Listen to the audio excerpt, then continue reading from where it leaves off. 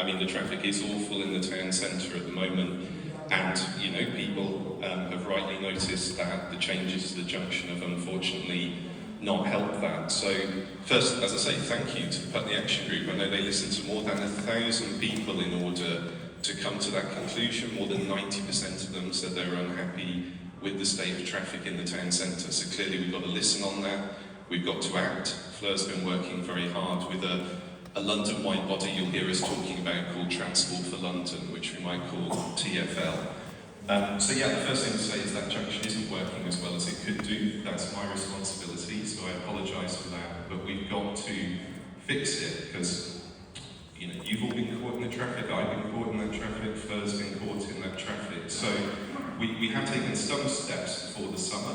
Clearly they haven't worked, so we're going to take some more steps. So you'll have seen very recently, you know, you're trying to get from West Putney, so you're going up Lower Richmond Road, you're getting trapped at the lights there because you're not getting enough green light to get through. So now, very recently it's been changed. You'll get an extra 5 seconds on the green light to turn left, an extra 2 seconds to turn right.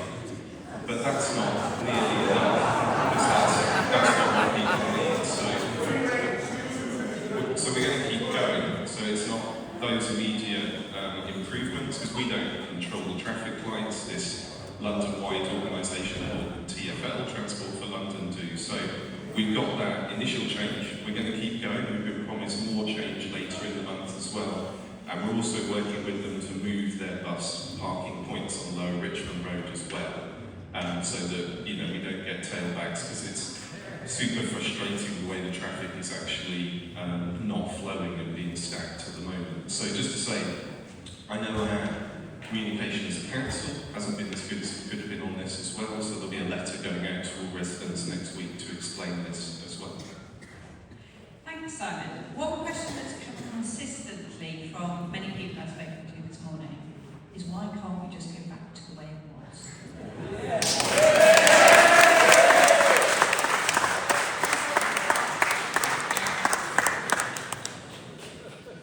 So that's tempting, and it's clearly popular. I think it's really difficult from where we are now, because you'd have to close the road again, you'd have to tear it all out, we've spent the money doing it. But also I think we have to be honest that the initial road layout wasn't perfect. It wasn't actually nice or safe for pedestrians. We wouldn't get permission to go back and build that sort of layout again. So I think plan A is to make the layout we now have, which is better for pedestrians, work properly. And it's also acknowledging that the scheme wasn't actually implemented as pitched. So the scheme itself can work if actually we make the changes required. Simon, sorry sir, I will come to questions in a moment. I'm trying to ensure that I really bring directly to Simon the questions that I've spoken to people about. Simon, I've heard a lot from people who use buses in particular, and a lot of people who use buses because of mobility challenges. So should we start with buses first? Obviously there's a lot of very creative solutions in the room actually, from people thinking about how we might work with bus companies differently, how we might work with TfL differently. They will really want to know that they're being heard by you and what you're doing about it. No, 100%, and this is where I'm going to bring in our MP, Fleur Anderson, who has been working really, really hard on the buses and the task force for them.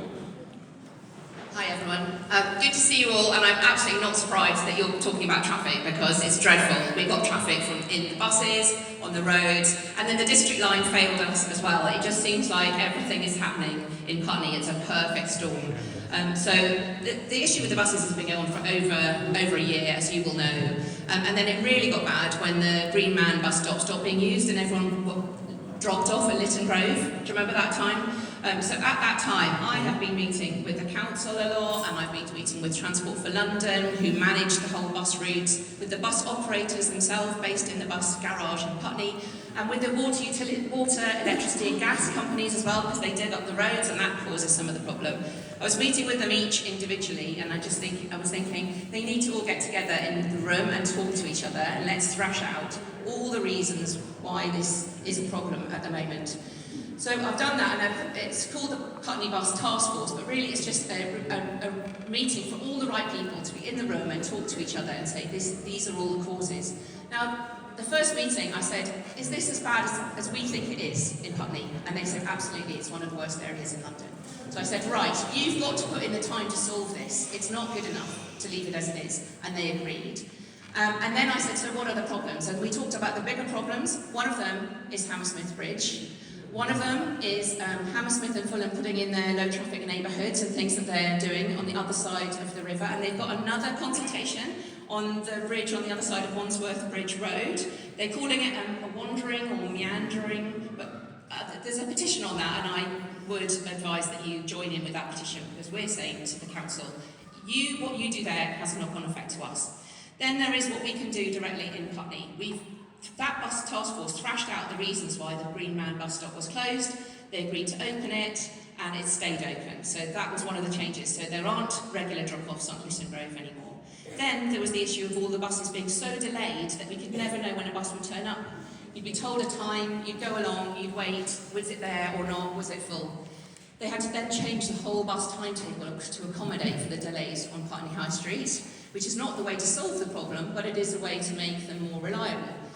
And then we've worked on issue by issue on terms of the bus driver turn up, the changeover times outside TK Maxx on Lower Richmond Road too long, and they just cause backlog of traffic. And then the junction, and Simon's talked about the junction, that group got there to be a look into the whole review of the whole junction in June before the schools broke up, which is very importantly because you can't do that in the summer. So TfL weren't really going to give the full focus on this, but through working with the council, we've made them really focus on the junction absolutely not working.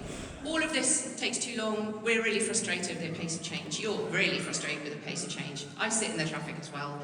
And I know it's bad for cyclists, for pedestrians, and for road users of every sort. So that's what I'm doing on buses. On Hammersmith Bridge, very quickly, if any of you want to know more about what I've done on Hammersmith Bridge, please do write to me. I can send you the whole thing about debates in Parliament, endless amount there. Two things have to happen. There has to be a plan for the bridge to be rebuilt. Fosters, the partners have done that plan. It's coming in far too expensive at £240 million.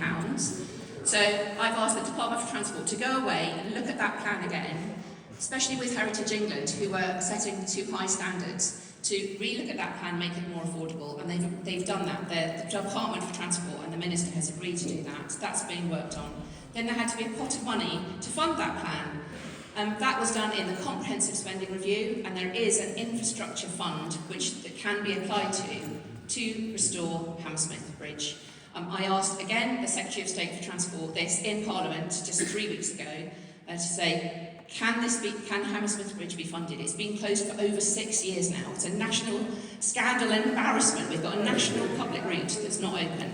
And she said, yes, it can be applied to. So now, Transport for London have to apply to it with the council. So this now has to happen. But it's all taking too long. It's so frustrating, but I'm doing absolutely all I can, and I'd like to thank everyone who's come to my public meetings, signed petitions, written into ministers, because that helps really back up all that I'm doing as well.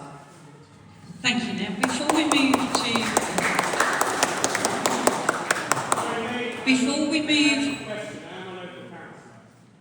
move on to questions, if you don't mind, I'd like to just ensure that we've got the last question that's come from people to speak to me before, and then we'll move on to open Q&As. One of the issues that's been raised by many people talking to me is that they hear that you're both listening to and seeing the impact on the main roads. But what about the impact on the roads and the communities that live either side? Yes. Many people are feeling quite trapped in their homes. I'm hearing a lot of stories of how difficult it is, particularly first thing in the morning and last thing in the evening. How are you ensuring you're taking into account the impact this is having on the neighbouring roads? Yeah, no, it's absolutely awful. We hear from people literally trapped in their homes because they can't get out onto Lower Richmond Road. It takes half an hour to queue up. Completely understandably, people are saying, what impact does that have on air quality, as well as not being able to get your children to school, you can't get to your doctor's appointment, whatever it is. That's awful. That's not what we want. That's not what we're going to continue with. So we are listening to that. You know, my desk in the town hall yesterday had, you know, you submitted more questions than ever before for one of these drop-in sessions, and almost all the questions were on this topic. So we read through all of those, we've heard those stories, Fleur has heard those stories over many months. And as I say, you know, we get caught up in this as well. It's hugely wasteful, damages the environment, damages our economy. Absolutely no one wants gridlock in the town centre. So what are you going to do?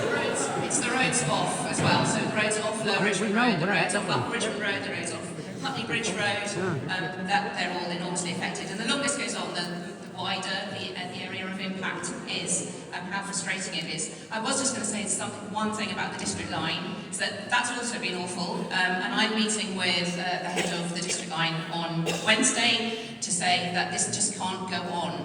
Every now and again, as you know, the signals fail, and then we're down, and the impact was 2 weeks worth a couple of weeks ago, and it just keeps happening. During Wimbledon last year it happened, and they said, "Oh, we've just noticed." And I said, "You've just noticed? This has been driving us crazy as residents for a long time, so you better get it sorted out." There was a 4-line modernisation process for 4 of the tube lines, including the district line, and the Wimbledon branch was taken out of that 4-line modernisation, and I think that's where the root of this is. I'm constantly having meetings with Transport for London and with the Deputy Mayor for Transport, Seb Dance, as well on this, because I think we need to have proper fixing of the signals so they do not keep failing on the district line. So what I'm hearing from you is that you are both doing a lot of work with other bodies and other parties who aren't in this room at the moment. What can local residents be doing to support the work that you're doing for them here? I think it's great that you're here, and absolutely right to be here, keep raising it. Everyone who emails me, I send that into Transport for London, and I use all of your emails and responses as examples. This is what it means. This is what it means to everyday life here in Putney. This is a council, I don't know, this is council. We did ask for Transport for London representatives to come along. Curiously, they're all sick this weekend. No, they said they couldn't send someone, but we are happy to have people from the council's transport department. I don't know, Henry, Tim, if you can hold your hands up. So if you have specific issues or suggestions about how things can be improved, please head over to the gentleman by the map over there. They're the council's workers.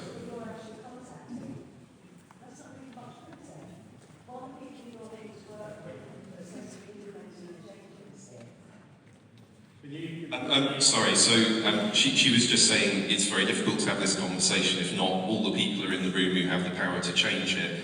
And that's true. That's going to be true of everything we talk about today. There's national government, there's regional government, there's business, there's the voluntary sector, and we have to work with all those partners to try and get to a solution. But yeah, I apologise, TfL couldn't make it today.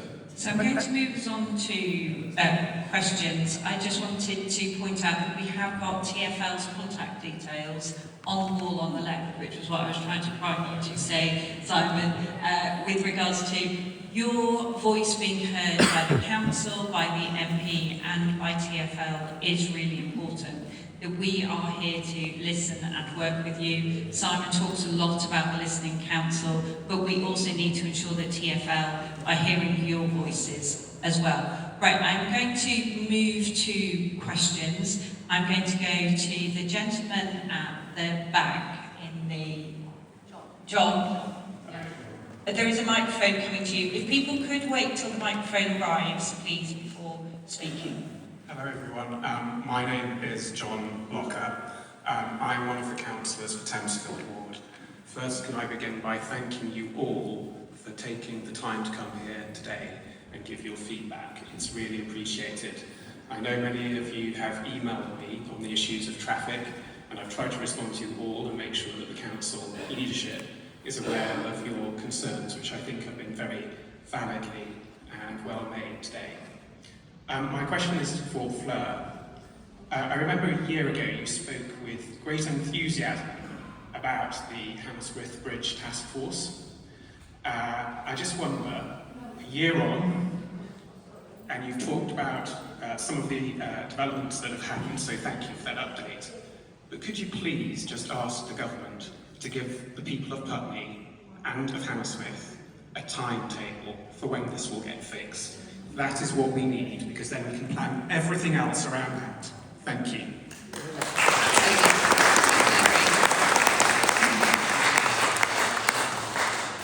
You're right, John. We all waited for far too long. We've all been involved in this campaign for over 6 years. So I asked for exactly that to the Secretary of State for Transport in Parliament. I raise it wherever and whenever I can. I have a picture of Hammersmith Bridge on my door so that any MP that passes by, and I'm quite close to the Junior Minister for Transport, can see. I honestly ask this everywhere. But we need this. It's not enough to have a funding. It's not enough to have a plan. That has to be agreed. That means that the Transport for London and the Mayor need to agree with the Council to have a joint bid in, and that needs to be agreed, and the work needs to start. Until that happens, I will not rest, absolutely. And even when it starts to happen, I'm sure we'll be pushing for it to happen faster, but I will continue to do all I can, and please keep asking as well. And thank you to everyone who's been joining my campaign by petitions, by writing into the Minister. It all really helps to demonstrate that the impact on us is still real, it's still very big, and that bridge really needs to be reopened and restored. And yeah, we need to have it as soon as possible, so I agree. Thank you. I'm going to come to the lady at the front here. Hi, I'm Gail Renard. What a great title. I'm head of the Bingham Road Neighbourhood Watch, so I'm representing the road as well. Fleur, thank you for everything you're doing. As for the council, you act like this is the first time you've heard about this. We've been complaining since January. We live Putney Common Way. The Lower Richmond Road is chock-a-block from 6:30 in the morning from Putney Bridge to Putney Common, sometimes on a good day to Rocks Lane, which takes out the side streets as well. We have elderly people in tears because they can't get a bus. Here's an extra one for you. The 22 now in the morning is stopping at Putney Bridge, so they're not even accessing the common.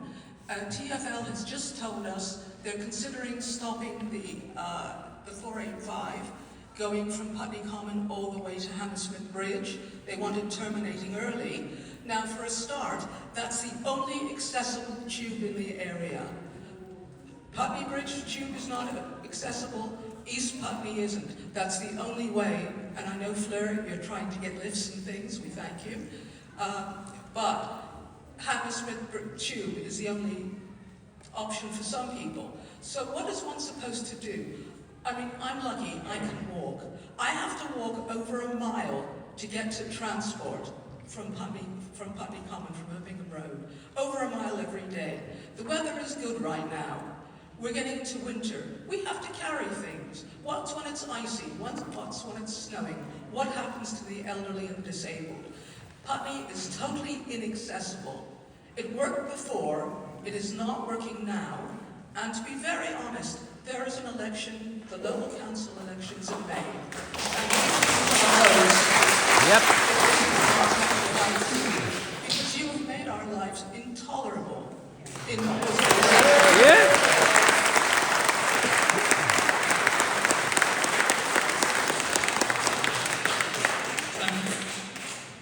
So I think people are very clearly recognising what you're saying. You're not the only person going through this, and thanks again for the work you do, not just in your neighbourhood watch, but representing your neighbours here. So we are hearing what you're saying, and we know the misery every day.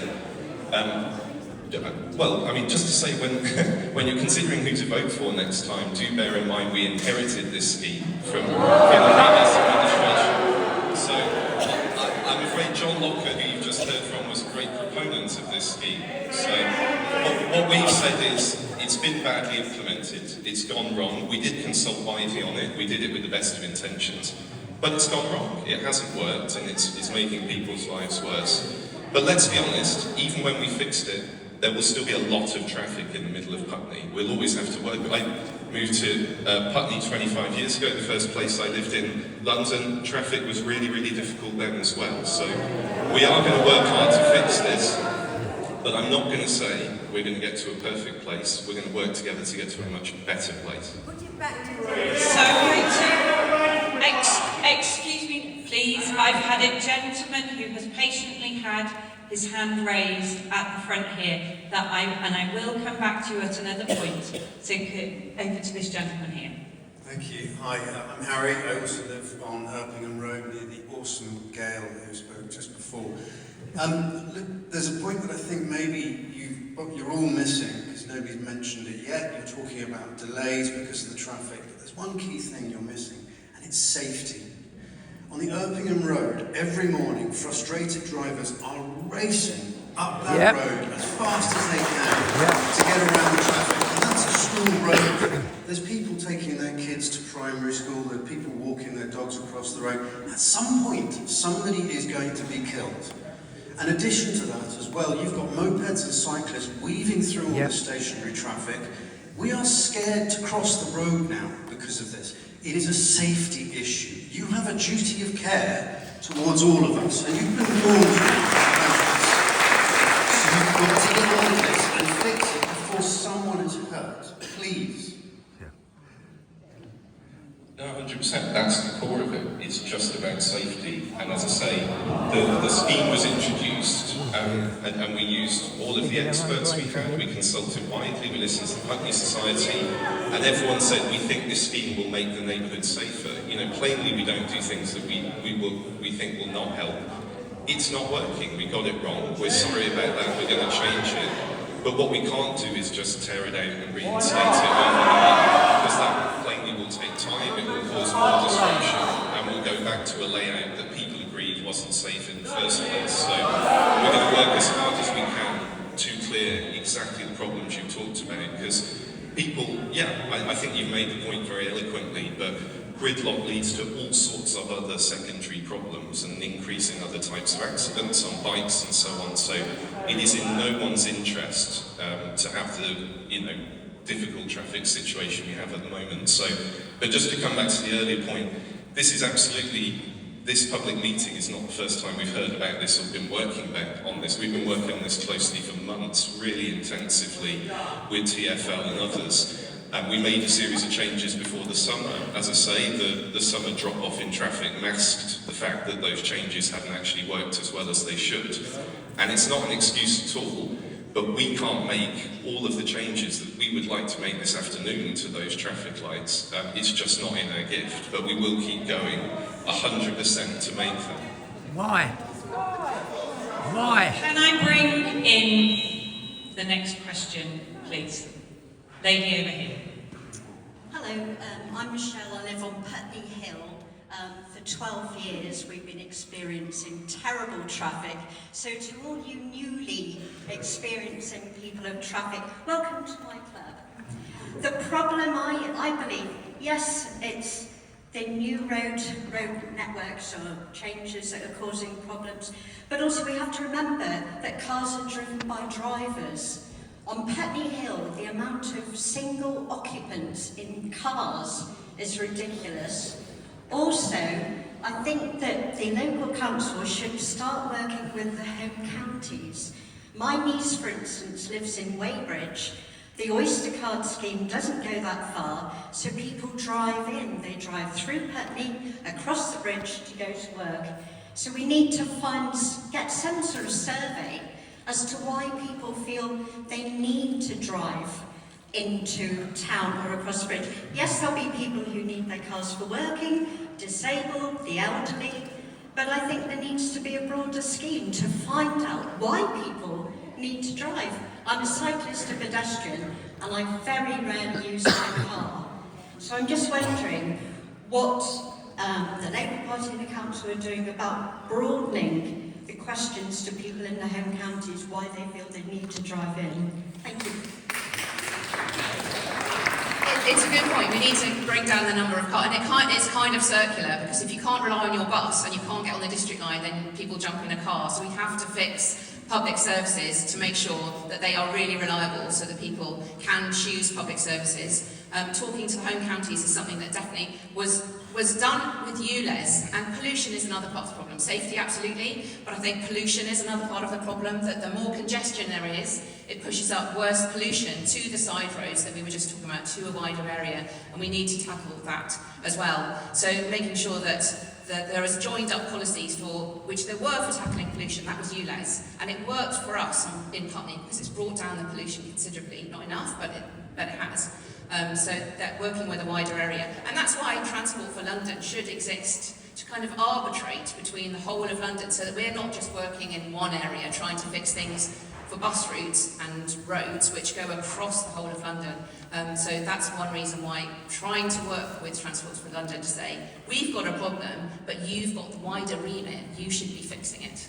And they never turn up at any of these meetings, Fleur, do they?